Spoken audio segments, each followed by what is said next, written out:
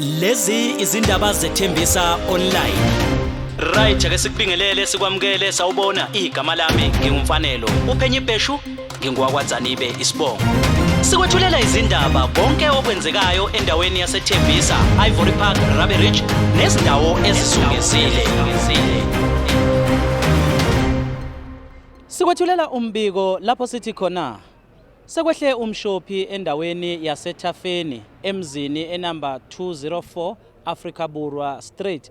Khona lapha endaweni ke yaseThembisa njengalokhu ke kuvela imbiko ethi owesilisa usegwaze wabulala owesifazane abehlekisana naye ngaphakathi ke endlini lapho ke behlala khona.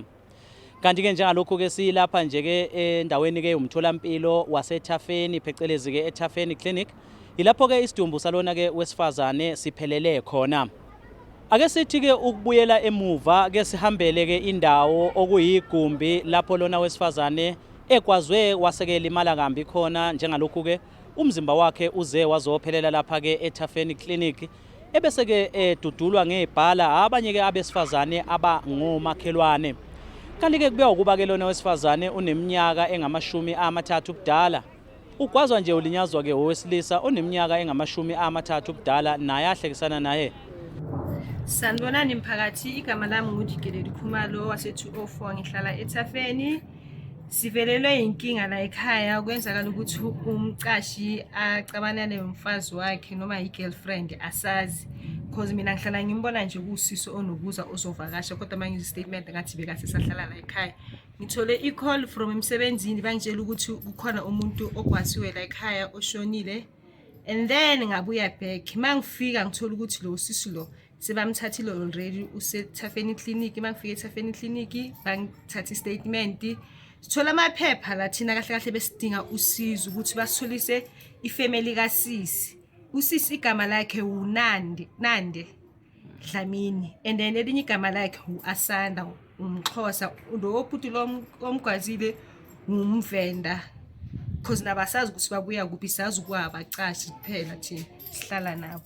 Besicela umphakathi usincede ukuthi sithole ifamily yakubo bomndeni sekashile emhlabeni. Ubhuti yena uphi manje? Ubhuti naye kwenzakala ukuthi that time aceda ukugwaza usisi uzamile ukubaleka, then abanye abafana umphakathi khona la around emphakathini bazama ukumvimba, then beza naye bamkhela endlini. Babamkhela endlini bambona ukuthi bekangakabi nestep bekangabi nanix. Afika yena asigwaza ngokwakhe self, then makafika amaphoyisa uthi naye usisi umgwazile ene nosisi akamgwazanga. Sinjani isimo ngoba ngiyabona ukuthi kubukeka izinto ibheke phezulu. Kubhlungu ngoba usisi ushonile and asazi ukuthi wakuphi kwamanje. Naye ubhuti makushiya ukuthi bathi uzigwazile and uzigwaze ngasenhlizweni, so naye akekho right. Asazi ukwenzakalani ngayo. Bathi nomakhelwane ngoba ngiyabona neambulance nayo ukugqoza kwayo ngathi ugcine sebemdudula ngebhala beya eclinic. Abomakhelwane bazile bazama bazonceda umamami, then bathola ukuthi balibele bafonele ambulance bengafiki namaphoyisa bengakafiki, then bathi ukuthi ngoba bayambona ukuthi lo muntu lo sekazophelela umphefumulo bazama ukumnceda ukuthi bamthathe ngeGrivan bamnikise khona eThafeni Clinic. Kanti ke esikuthola ukuthi ke lona wesilisa naye ube esephendula ummese wawubhekisa ngakuye egwaza yena ngokwakhe, kepha ke nokho ke istatementeni asidlulisele emaphoyiseni uthi naye ubehlaselwa yilona ke wesifazane ngokusho kwakhe lona wesilisa.